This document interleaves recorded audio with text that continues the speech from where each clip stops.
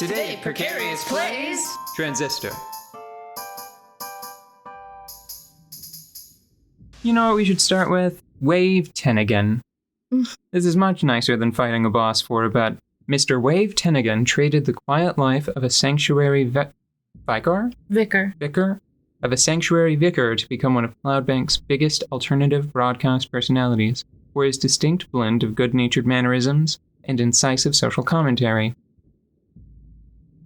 Straddling the generational boundary between the old guard and the new, Mr. Tennigan offered a canny perspective on the many factors influencing the city's evolution. But during one of his many meet-and-greet events with his listeners, he met a group of individuals who would forever change the course of his life.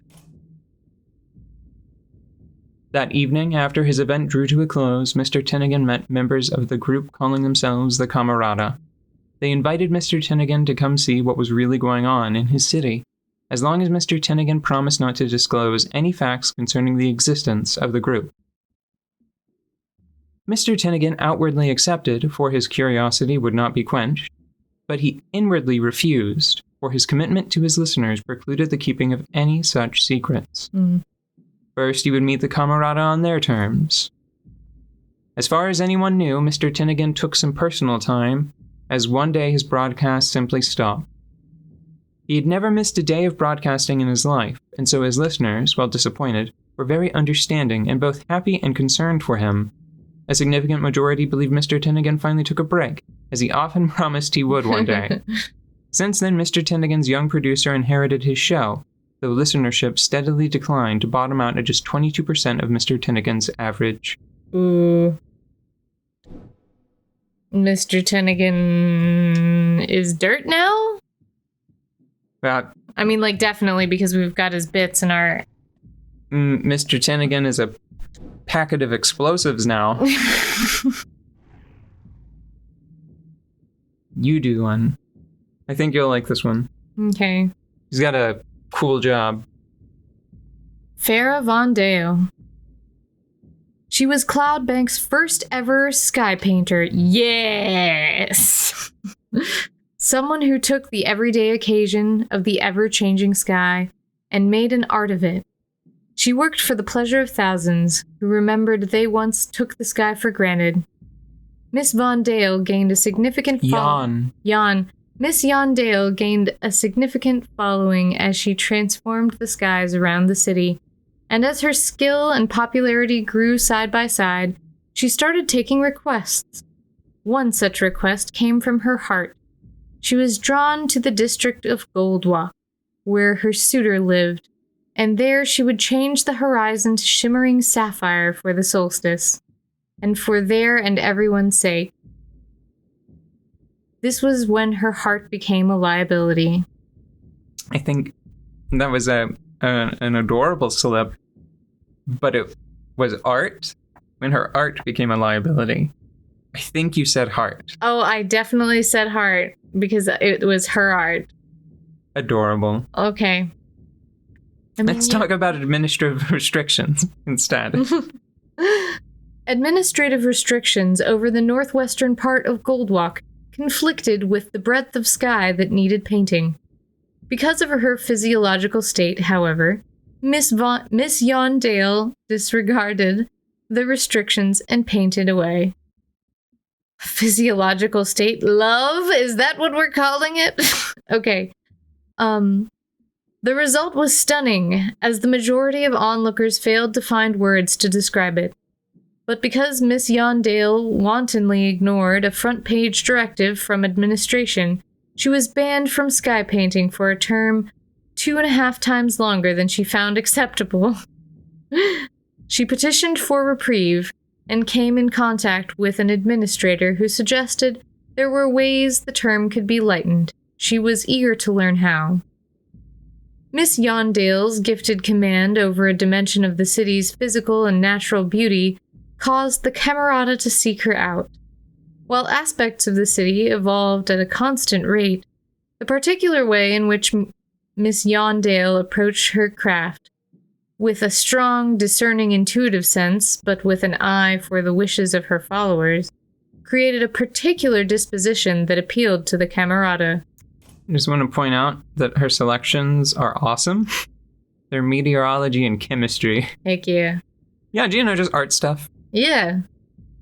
After she vanished, close to 70% of Miss Yondale's connections decided she must have fled the district to escape sentencing, and that somewhere out there the skies still sparkle with the patterns of her choosing. That is such a cool job, oh my god. That sounds so fun for like a little bit. I don't know, I feel like I might get tired of painting clouds. No, I think I know this one. Isn't it H's to J's and J's to Y's? It's just H's or H's, but you were right about the J's to Y's. You say it. Hinter Yallaford? Enter? Maybe H. I thought the H's were silence. Enter Yallaford. I think it's Hinter. Hinter Yallaford? Well, you don't say the names too often. Okay. How many cases must one crack to become the most highly decorated detective in the 18th precinct? Even this, Officer Hinter Yallaford. Too hard. Too many subtle little noises.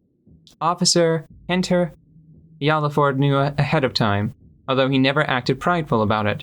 Of course, Officer Yallaford was no mere detective, he was a forecaster.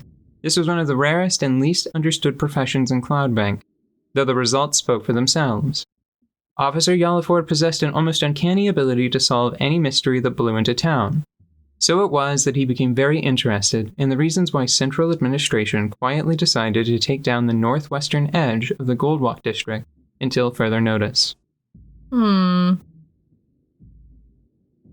Officially speaking, Officer Yallaford could only do so much until the administration provided sufficient clearance for his own safety. But one of the side effects of Officer Yallaford's talents as a forecaster was his insatiable desire to confirm his hypothesis. No, hypotheses? Hypotheses, I believe. It is. So, he decided to move forward with his investigation, sensing significant trouble and not wanting to sit idly by rather than do his job. What he discovered in Goldbank shook Officer Yallaford to his core. He had never seen anything like it, and his hands shook as he prepared his report on the spot. But he ceased transcription when several individuals approached him. He did not expect them either. The Camerata knew Officer Yallaford posed a significant threat, as he was one of the only detectives stubborn or determined enough to refuse to accept the administration's noncommittal answers about what was going on in Goldwalk. After considering several ideas that might draw the officer out, the Camerata realized they needed only to be patient with him. After all, a forecaster could only predict what was already planned. After Officer Yallaford vanished, the 18th precinct fabricated a palatable explanation for the public.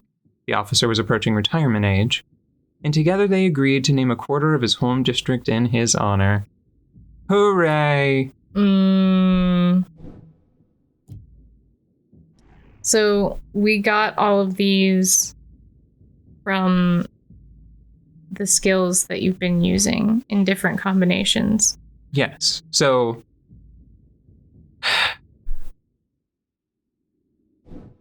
some of these people we found on the ground. One of them was a boss. Two of them are us. Yeah. And some of these people have been in the Transistor for a while now, it seems. I think that this one is recent. And I can't remember if we found Ping on the ground or not. I think we might have. You do this one and then we'll move on with the boss. Okay. Shomar?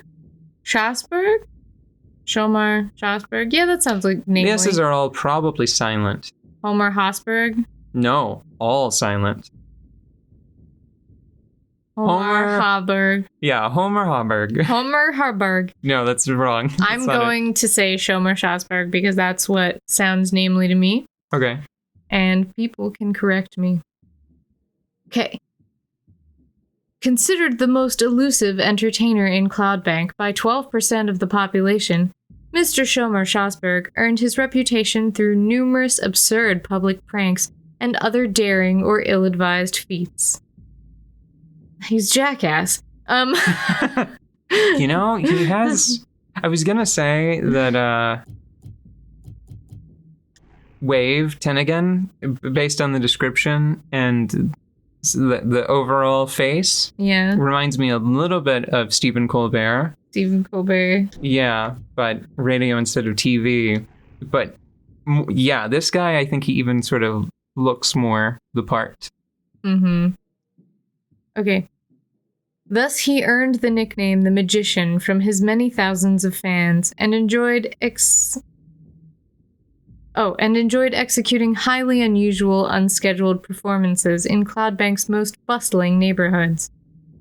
His acts grew more ambitious over time, culminating in his promise to skydrop into a restricted region of Goldwalk and walk right out, escaping administrative detection.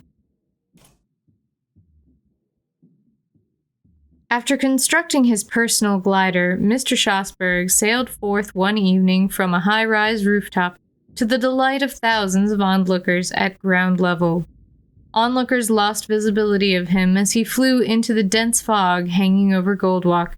Though their cheering continued for more than 40 minutes, Mr. Schosberg, meanwhile, completed his skydrop very much as planned.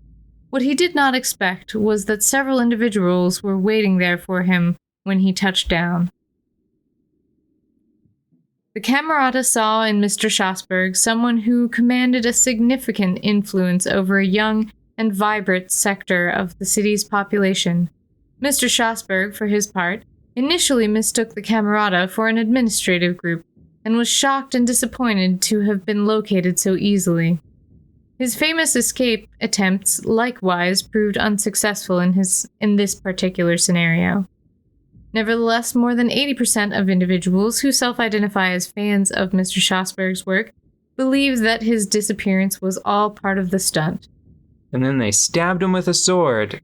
Gosh, I wish I had numbers on everything sometimes and just incorporated them into casual conversation. Like, 3% of people who have eaten this sandwich do indeed find it a little smelly, but I like the sandwich. You know? Stabbed him with a sword, Mel. Weird, right? Crazy. Almost. Huh. Can I be invisible? Will that, is that thing not stabbing completely at random? No. No, it waits until it has an okay chance of hitting me. I don't like that shaky elevator. You know, I do not like elevators. Hear a funny joke? Oh my god, what joke? Bit different. Never mind. Okay.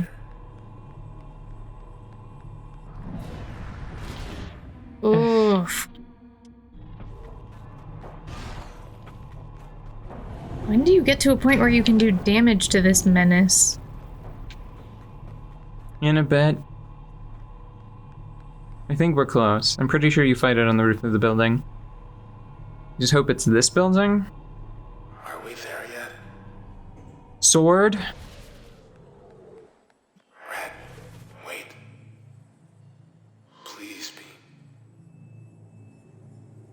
Do you want to finish your joke now? No, Is it's that what just- this is about? That is the fullest encouragement of the continuation of your life that Oh. I've ever heard. Please There it be. is. Please be. As in, continue to be, as be always. There's the one. Oh, that doesn't even look like it's attached to the tail that was suggested before. And it's got its tail on the field too? That's not fair. Yeah, not a fan. Whoa. Is that its body? Does Yeah. it have a head and arms? Nope. Not arms. Oh, tentacles? It's big snake. Just a big snake. Why Yup. does it look like it has shoulders then? Oh, wait, I can still fire. Okay, I can still fire while I'm in turn. Do these battles feel epic or frustrating? Right now, frustrating. Oh, God. Frustrating. That's too many dudes. I mean, they might just be bad cells, but I just try to grab them all. Yeah. Okay. That was it. That was my best effort. Ugh. Yeah, they're just wimpy little bad cells, but... But still, anything that's distracting you from this massive atrocity that is happening. Okay, the tail... That tail with that shadow would be acceptable on, say, like, a what... Like, if they just made the arena already, processed, so it was a dark shadow on white. Yeah. Maybe if I was just sitting next to a computer monitor instead of... Like, we're like a solid 5.5 feet away from a TV. Yeah. So maybe that's the problem. I don't know.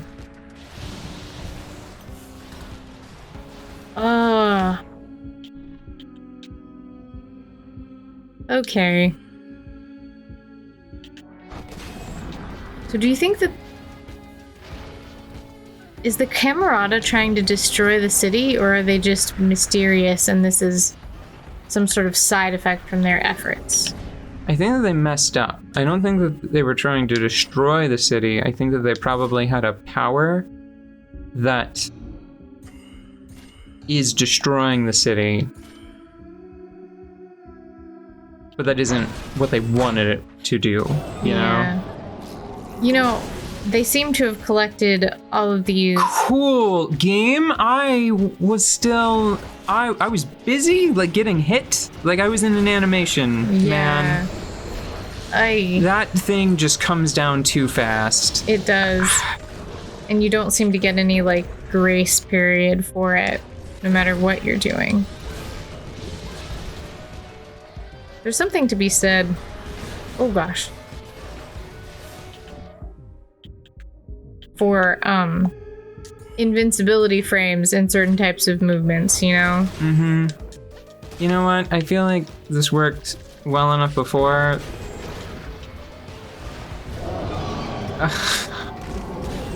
You know? Oh, cool. That's wonderful. Just 100? Does it really just do 100? You know what? Let's just try this. Great. What? I'm done. I'm done with this. Nope. Well, this is how it's ending. Either I'm winning right now or I'm losing. Okay. I hated that. That was awful. Oh, and I lost mass okay, you know what? I'm gonna beat this in a way that satisfies me, calmly, and then we'll come back. Okay. Thing is, I need to figure out if it's because it's bad or if it's because I'm not paying enough attention because I'm trying to record a show. Mm-hmm. Because it's not fair to the game if I go through life thinking that it was the game's fault when it was just because I was distracted, you know? But I need to find out. Yeah. Okay.